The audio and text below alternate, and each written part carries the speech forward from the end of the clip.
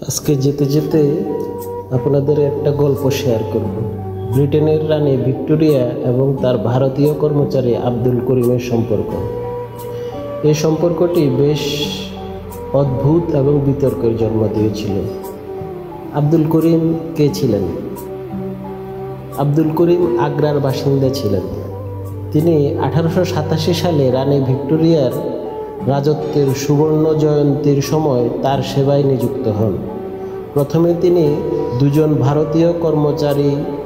ভারতীয় পরিচালকের একজন হিসেবে কাজ শুরু করেন, যাদেরকে রানী খাবার পরিবেশন ও অন্যান্য কাজে সাহায্য করার জন্য আনা হয়েছিল। রানী ভিক্টোরিয়ার সাথে সম্পর্ক। রানীর সাথে আব্দুল করিমের সম্পর্ক দ্রুত ঘনিষ্ঠ হয়ে ওঠে। রানী তাকে মুন্সি উপাধি দেন, যার অর্থ শিক্ষক। আব্দুল করিম রানীকে উর্দু ও হিন্দুস্তানি ভাষা শেখাতেন। এছাড়াও তিনি তাকে ভারতীয় সংস্কৃতি ও খাবার সম্পর্কে ধারণা দিতেন। রানী ভিক্টোরিয়া তার প্রতি এতটাই মুগ্ধ হয়েছিলেন যে তিনি আব্দুল করিমকে তার খুব কাছের একজন বন্ধু এবং পরামর্শদাতা হিসেবে বিবেচনা করতে শুরু করেন। ঘনিষ্ঠতা ও বিতর্ক। রানীর কাছ থেকে আব্দুল করিম অনেক বিশেষ সুযোগ সুবিধা পেয়েছিলেন। রানী তাকে বিভিন্ন খেতাব, বিশেষ মর্যাদা এবং উইন্ডসর ক্যাসেলের কাছে একটি বাড়িও দিয়েছিলেন। রানীর অন্যান্য কর্মচারীরা এবং তার পরিবারের সদস্যরা এই সম্পর্কটি ভালোভাবে নেননি। তারা মনে করতেন যে আব্দুল করিম রানীর সরলতার সুযোগ নিচ্ছেন এবং তার উপর অতিরিক্ত প্রভাব বিস্তার করছেন। এই ঘনিষ্ঠতার কারণে রাজপরিবারে বেশ ক্ষোভ সৃষ্টি হয়েছিল। রানী ভিক্টোরিয়ার মৃত্যুর পর তার ছেলে রাজা সপ্তম এডওয়ার্ড আব্দুল করিমকে ভারতে ফিরিয়ে দেন এবং রানীর সাথে তার সকল চিঠিপত্র এবং নথিপত্র নষ্ট করে দেন। এর মাধ্যমে রাজপরিবার এই বিতর্কিত সম্পর্কটির সকল চিহ্ন মুছে ফেলতে চেয়েছিল। মুন্সির উত্থান এবং রাজকীয় মর্যাদা। রানী ভিক্টোরিয়া এবং আব্দুল করিমের সম্পর্কটি ভৃত্য ও রানী সম্পর্কের চেয়ে অনেক বেশি ছিল। রানী তাকে মুন্সি উপাধি দিয়েছিলেন, যার অর্থ শিক্ষক বা কেরানি। আব্দুল করিম রানীকে শুধু উর্দু বা হিন্দুস্তানি ভাষায় শেখাননি, বরং ভারতীয় রাজনীতি এবং সংস্কৃতি সম্পর্কেও জ্ঞান দিতেন। রানী তার কাছ থেকে ভারতের বিষয়গুলো সম্পর্কে জানতে আগ্রহী ছিলেন এবং তার পরামর্শ নিতেন। এই কারণে তিনি করিমকে তার ভারতীয় সচিব হিসাবেও নিয়োগ দেন। রানী আব্দুল করিমকে এতটাই স্নেহ করতেন যে তিনি তাকে শুধু উপহারই দেননি, বরং সম্মানসূচক খেতাবও দিয়েছিলেন, যেমন commander of the royal Victorian order. এই মর্যাদা একজন ভারতীয় ভৃত্যের জন্য ছিল একেবারেই অপ্রত্যাশিত। রানী করিমের জন্য উইন্ডসর ক্যাসেলের কাছে একটি বাড়িও তৈরি করিয়ে দিয়েছিলেন, যার নাম ছিল করিম কটেজ। রাজপরিবারের অসন্তোষ। রানী ভিক্টোরিয়া পরিবার এবং রাজকীয় কর্মচারী মহল এই সম্পর্কটিকে কখনোই মেনে নিতে পারেনি। রানী তার পরিবারের আপত্তি অগ্রাহ্য করে আব্দুল করিমকে সব জায়গায় তার সঙ্গী হিসেবে রাখতেন, যা তাদের মধ্যে তীব্র অসন্তোষের জন্ম দেয়। তারা করিমকে সন্দেহের চোখে দেখতে এবং মনে করত যে তিনি রানীর সরলতার সুযোগ নিচ্ছেন। তারা তাকে জাতিগত পক্ষপাত এর স্বীকার করত। রানী অবশ্য এর বিরুদ্ধে তীব্র প্রতিবাদ জানিয়েছিল। রানীর মৃত্যুর পর 1901 সালে রানী ভিক্টোরিয়ার মৃত্যুর পর তার ছেলে রাজা সপ্তম এডওয়ার্ড সিংহাসনে বসেন। তিনি আব্দুল করিমকে অবিলম্বে ভারতে ফেরত পাঠিয়ে দেন এবং রানীর সাথে তার সকল চিঠিপত্র, ডায়েরি ও নথিপত্র নষ্ট করে দেওয়ার নির্দেশ দেন। এর উদ্দেশ্য ছিল রানীর সাথে তার এই বিতর্কিত সম্পর্কের সকল প্রমাণ মুছে ফেলা। কিন্তু আব্দুল করিম কিছু ডায়েরি এবং নথিপত্র লুকিয়ে ভারতে নিয়ে আসতে সক্ষম হয়েছিলেন।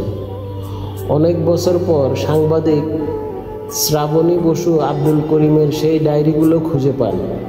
এই ডায়েরিগুলোর ভিত্তিতেই তিনি Victoria and Abdul the true story of the queen's closest confidant বইটি লেখেন। এই বইটি এর উপর ভিত্তি করে নির্মিত চলচ্চিত্র রানী এবং মুন্সির সম্পর্কে বিশ্ববাসীর সামনে তুলে ধরে। এই সম্পর্কটি বিতর্কিত হলেও এটি রানী ভিক্টোরিয়ার শেষ জীবনে একজন বিশ্বস্ত বন্ধু এবং শিক্ষকের প্রয়োজনীয়তাকে প্রকাশ করে। রানী ভিক্টোরিয়া এবং আব্দুল করিমের এই অদ্ভুত সম্পর্ক নিয়ে একটি বই লেখা আছে যার নাম Victoria and Abdul the true story of the queen closest confident. এই বইটির উপর ভিত্তি করে চলচ্চিত্র নির্মিত হয়েছে। বন্ধুরা, আজ এই পর্যন্তই। অন্যদিন আরেক গল্প নিয়ে আপনাদের মাঝে হাজির হব। গল্পটি ভালো লাগলে লাইক, কমেন্ট এবং শেয়ার করুন। আর অবশ্যই আমার চ্যানেলটি সাবস্ক্রাইব করতে ভুলবেন না। সকলকে ধন্যবাদ। যেখানে থাকুন নিরাপদে থাকুন, সুস্থ থাকুন, ভালো রাখুন। সবাইকে ধন্যবাদ। আজকে যে